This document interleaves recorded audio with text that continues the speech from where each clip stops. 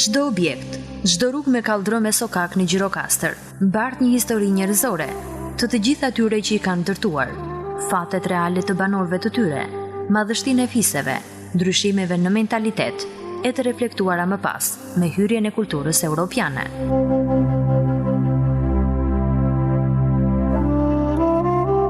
Lashtësia e ndërthurur me legjenda, e labirince historie, por mbi të gjitha, me arkitekturën e veçantë, i kanë dhënë Gjirokastrës madhështinë. Mbajnë mbi supe vjetërsinë, kushijet e kaluara, duke sjellë dëshmi të antikitetit.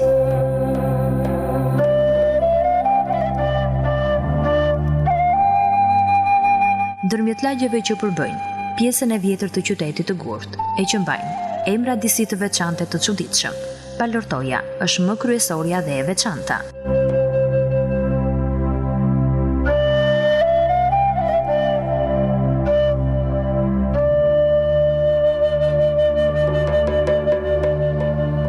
Palortoja aktualisht përbën zëmrën e qytetit muze. Në qoftë se themi kala, në qoftë se themi pazar, në mënyrë të barabartë do themi dhe Palorto. Është përqendrimi më i madh i monumenteve nga këto arsye që tham historike, por edhe nga një arsye tjetër. Në epokën e fundit të perandorisë otomane dhe fillimit të shtetit shqiptar, këtu na u krijua ajka e qytetarisë. Në këtë areal Palorto që nuk ka vetëm lagjen siç thash, ka edhe këtë pjesë që ne jemi këtu, pjesën e pazarit, ka edhe pjesë të madhe të lagjes Partizani, u formua qytetaria e vërtetë e Gjirokastrës. Në shekullin e 10 ne kemi gjurma kryesore përveç Kështjellës që ka marrë pamjen e sotme, janë gjurmët e episkopatës të fantazia e sotme, janë gjurmët që na kanë dalë të 7 krojnë, por është një gjë shumë e rëndësishme për mua, është qafa e pazarit. Qafa e pazarit është qendra urbanistike, që na lidh elementet më të rëndësishëm të qytetit, që janë Kështjella, është episkopata, është pazari, por është edhe Palortoja. Është një element shumë i rëndësishëm që dhe vetë emërtimi i saj na bën të mendojmë që është pjesë e rëndësishme e skemës së lindjes së qytetit të Gjirokastrës. Çelepia, një udhëtar i shkëlqyer, e ka pikturuar Gjirokastrën me realizëm. Dhe ai na flet edhe për Palorton, na flet dhe për ndarjen e qytetit dhe për zhvillimin, dhe kur flet në fund të shekullit të 17 për një qytet të krijuar dhe për një qytet që po futesh islamizmi, ne kemi drejt të kuptojmë se çka ka ndodhur të paktën para 200 vjetësh. Edhe emërtesa e fut në këtë trekëndësh të vjetër të kohës së Bizantit. Gjurmët e vendbanimit të hershëm i përkasin shekullit të parë para Krishtit, e shfaqja e parë si qytet daton në shekullin e 13, kohë rreth së cilës banesat filluan të ndërtohen, duke rrethuar muret e Kështjellës.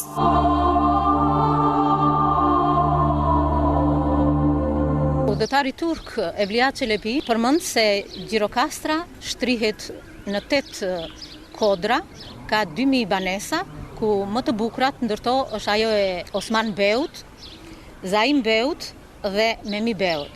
Në librin e tij, Evliya Çelebi përmend këto lagje për qytetin e Gjirokastrës.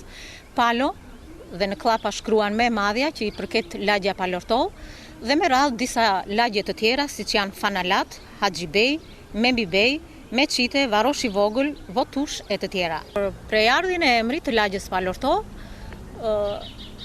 mendohet se e ka marrë nga vetë lagja më e vjetër, Palo, siç e ka theksuar edhe udhëtari turk, Palo më e vjetra, më e madhja dhe më e vjetra.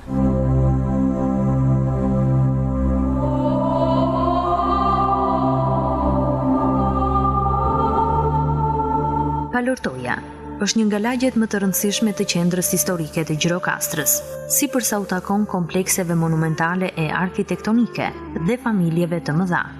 Angonatët, kokalarajt, kokobobot, zekatët e të tjerë janë disa prej familjeve të pasura e aristokrate që kanë bërë historinë e kësaj lagje dhe vetë qytetit.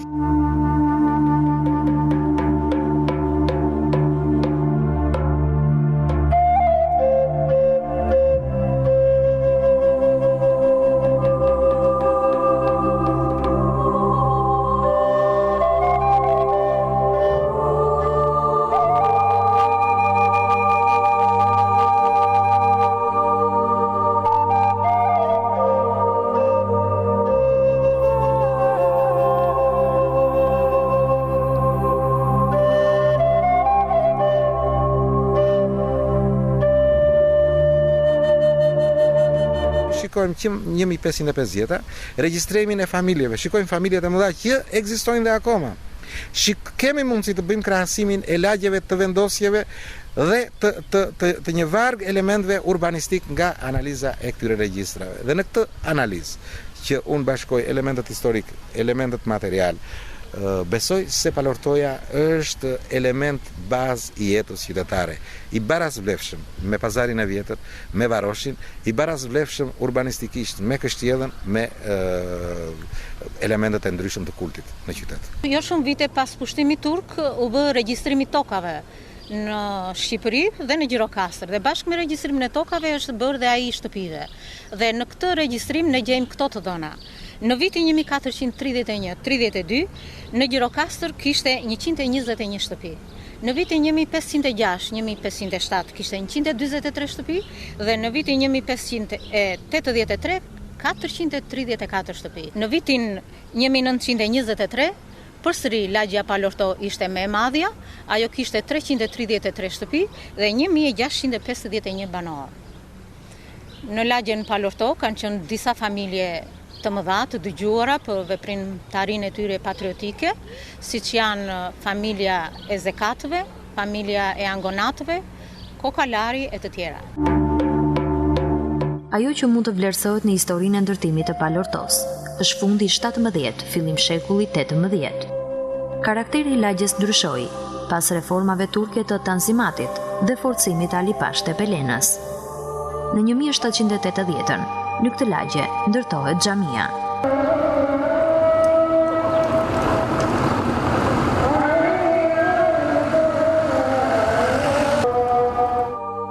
Data e ndërtimit të shtëpive monumentale, karakteristikat e tyre, mënyrat e organizimit, përsërisin njëra tjetrën, duke kërkuar perfeksion deri në fund shekullin e 18.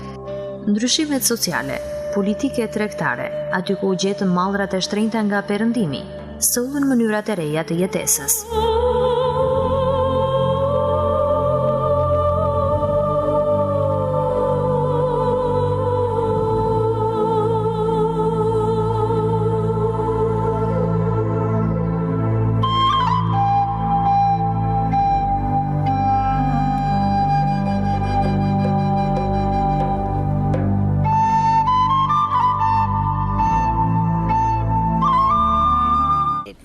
Rënien e perandorisë otomane dhe hapjen e Shqipërisë pas pavarësisë me marrëdhënie të reja me Europën, ku Italia zë vendin kryesor, shteti kryesor ku tregëtarët Gjirokastrit fillojnë që të vendosin marrëdhëniet e tyre tregëtare ekonomike, fillojnë të lindin edhe institucionet e para ekonomike në Gjirokastër. Dhe konkretisht janë bankat e para, por edhe ndërmarrjet e ndryshme të natyrave të ndryshme sipas interesit, ku më kryesorët janë ato elektrike, ujësjellësi, aeroporti e kështu me radhë.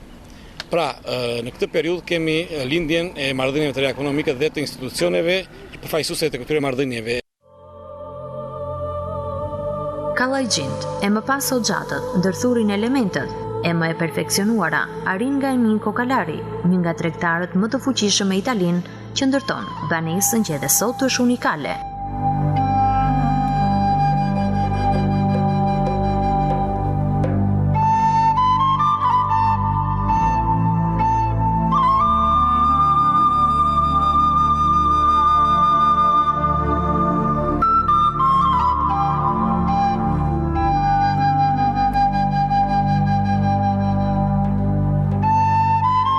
Këtë shtëpi e ka ndërtuar Vjeri, që në 31. Ai ishte njeri ngritur, njeri me shkollë, që në gjendje që i pasur, e shtetëzuar dhe ne e morëm prap.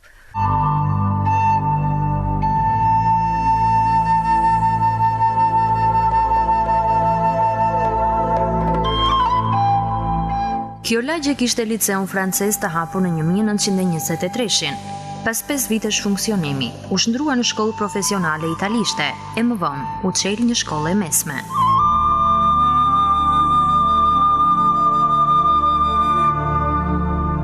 Është objekti më kryesor në zonën historike të qytetit. Gjimnazi është ndërtuar me stil italian, i cili edhe sot ruan elementet origjinal.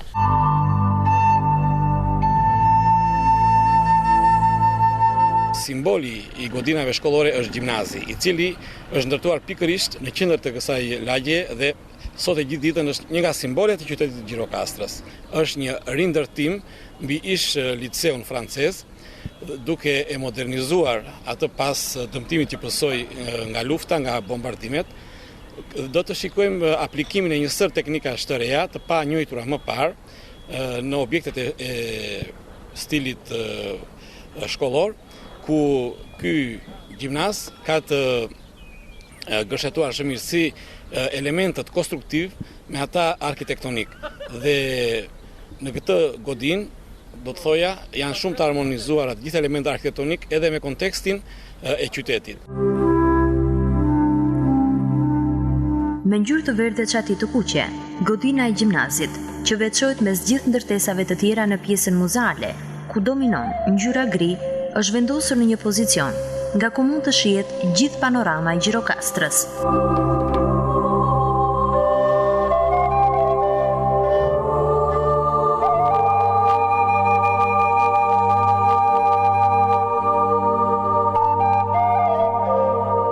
Sipas dokumenteve historike, kjo është lagja e parë që u elektrifikua më 28 nëntor 1937, një ndër qendrat e para urbane në Shqipëri.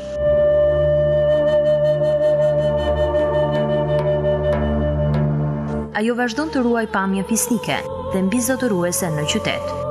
Shtëpitë e rënda vazhdojnë të tregojnë madhështinë e dikurshme.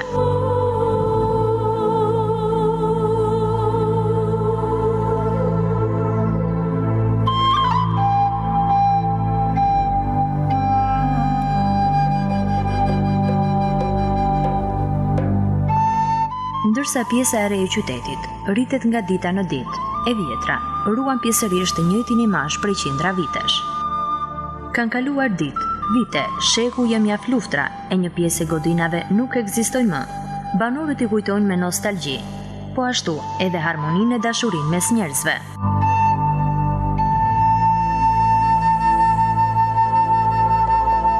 Shtëpia e Fot Kokalarit, që është tu sipër, kanë ikur ata shpejt në Tiranë, kanë ikur Bakirat, Zilfo Bakiri, kanë ikur këta që rinde Arife Xhepi, ose Morem Lekloti. Kjo shtëpi këtu që u bëllë cako që është restauruar, është ndryshuar, po kjo shtëpia tjetër ka qenë veja Kokalarit, e cila është djegur. Këtu lart kishim edhe ka qenë edhe shtëpia e Sul Bakirit, e cila ishte djegur në kohën e luftës, dhe u ndërtua nga shteti me kontribut monetar. Këtu qenë ca bashkëtet të bukura, me pemë, me fiq, me dardë, me qershi, me rush. Këtu ka qenë edhe shtëpie jetimorëve, Kryqi Kuq, më mbrapa u bë konvikt. Këtu mbaj mendu që luanim. Aty i thoshim sheshi Xhepit. Lagja Palorto karakterizoi na dy gjëra, na qetësia, na pastërtia dhe na mikpritja. Është një nga lagjet e vjetra dhe një nga lagjet më të nderuara të qytetit. Bile dhe kënga popullore thonë Palortoja ka saba, ka vajza të bukura, do me thënë që lagja më aristokrate e Gjirokastrës. Të gjitha kështu kanë qenë, por Palortoja dallonte dhe vetë për vetë pozicionin, sepse një lagje më e shtruar nga të tjerat, pa prenj, pa shkëmbej shumë. Ajo shtëpia atje që është shtëpi muze. Kjo. U dojq. Se si u dojq? Se nga erdhi flaka? Nuk i diet. Kurse ajo shtëpia atje, që ka ato guret, ajo kishte një shkallë karakteristike. Shumë të bukur.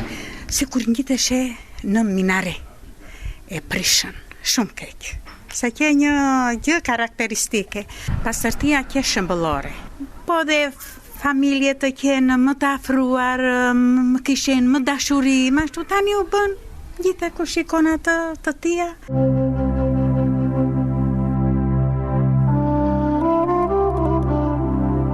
Lulet dhe pastërtia kanë qenë dhe mbeten disa nga pasionet e femrave të Palortos.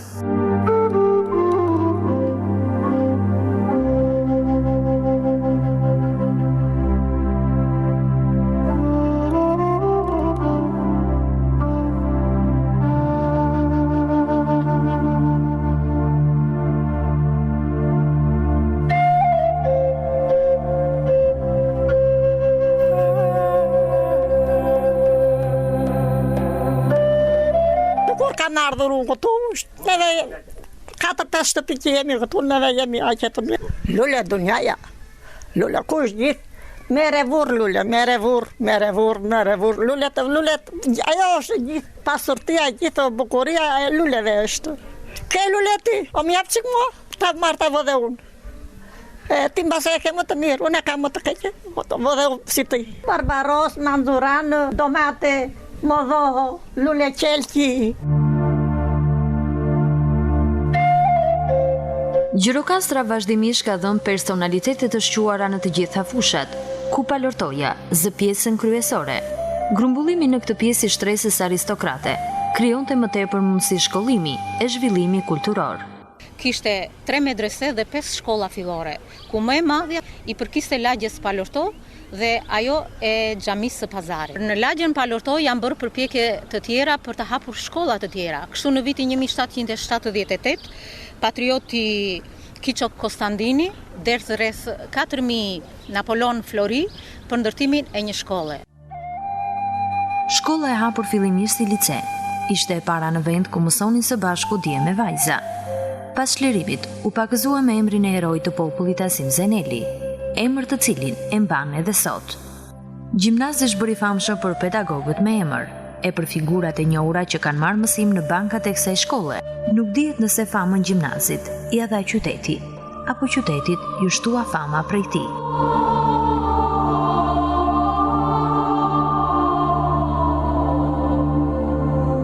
Thoma Papapanu, një aktivist i Ismail Qemalit, një përfaqësues i qeverisë Ismail Qemalit në botën perëndimore, pjesëmarrës në 3 kongreset e arsimit tonë kombëtar, dhe unë kam patur fatin të veçantë që dhe babain tim, që ishte shumë i moshuar, po, me qelin e shkollës shqipe, i mësoj babai tim, Thoma Papanua, shkrimin shqip. Pastaj, kam patur rastin që Thoma Papanon ta kisha mësues në gjimnaz. Dhe e fundit, kam patur rastin e lumtur që bashkë me Thoma Papanon të kemi punuar si koleg në gjimnazin e Gjirokastrës të mbanojmë.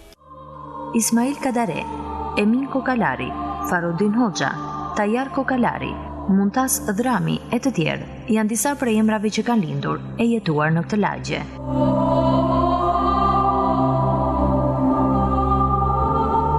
Vendi që ndikoi shumë në formimin tim si njeri edhe si profesionist.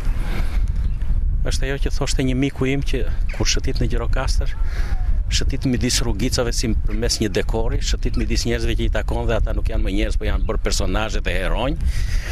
Shëtit në mes legjendave, në mes të rrugëve të çuditshme, me emra Sokakuj të marve, Lëmënja, 7 krojret, 7 penxheret. Shumë një çudi, një legjendë, një mrekulli. Edhe kështu që gjithë kjo botë, gjithë kjo legjendë me të cilën ushqeheshim, e jetonim ditë për ditë, nuk është puna ushqeheshim, nuk ne tregonte njeri, ishim ne pjesëmarrës të saj, kam përshtypjen që kanë ndikuar mjaft në formimin tim. Sa herë vi në Gjirokastër dhe çuditem, sepse e dua shumë, dhe kur e shoh, mbrëmë kam parë nga muret e Kalas shumë gjatë, kam ndjenjur shumë gjatë dhe kam thënë vërtet kam të drejta dua, se kam kaluar goxha vite të fëmijërisë time këtu, jam meritur këtu dhe është e natyrshme që ta dua, për të mos thënë që ky qytet është vërtet i jashtëzakonshëm për ta dashur, sidomos kur vjen rrallë dhe është se fjala rrallë dhe për mall. Krahas 10 banesave të vjetra karakteristike, Gjimnazia Asim Zeneli dhe Sokaku të Marve radhiten për krah tyre si elemente njohure të veçantë. Lagja Palorto do të bëjë e famshme, jo vetëm për faktin se për vitet e komunizmit ishte vendlindja e Enver Hoxhës, por edhe për vlerat që i dha Shqipërisë dhe Gjirokastrës si pjesë e UNESCO-s.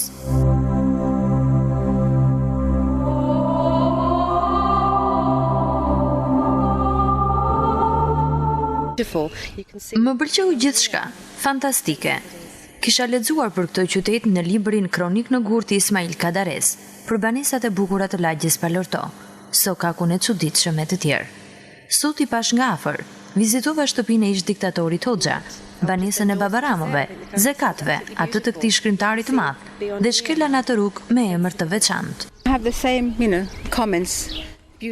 Më besoni, jam befasuar nga ky qytet. Vizitova muzeun etnografik, banesën e Kadares e mjaft objekte të tjera. Këtej nga kështjella, po shoh një pamje mahnitse.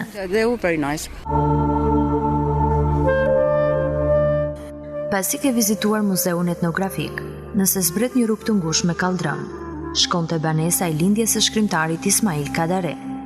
E mandej, pak më tutje, ndodhet banesa e Ficove, e rrallë për sa i përket arkitekturës. Jo shumë larg, ndodhet banesa e Angonatve, ikona e arkitekturës gjirokastrite.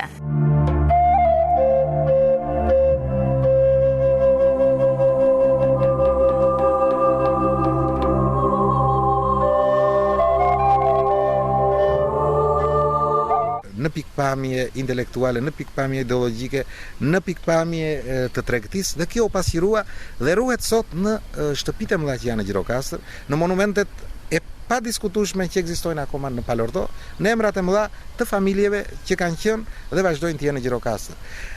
Kjo është zemra e qytetit, pa përjashtuar askën tjetër, pa ama kjo është epiqendra, kjo është kërtiza e kësaj jete. Ne mund të diferencojmë me monumentet që ekzistojnë momente të rëndësishme. Janë shtëpi, siç mund të themi disa emra monumente shkulture që i takojnë fundit perandorisë. Kemi monumente të shkëlqyera të bashkëpunimit të borgjezisë shqiptare që po linte rishtas me arkitektët dhe me frymat e reja që vinin nga Europa, eksaktësisht nga Italia, po kemi dhe epokat e mëvonshme, që përsëri janë epokat e rëndësishme. Palortoja duhet të ruhet.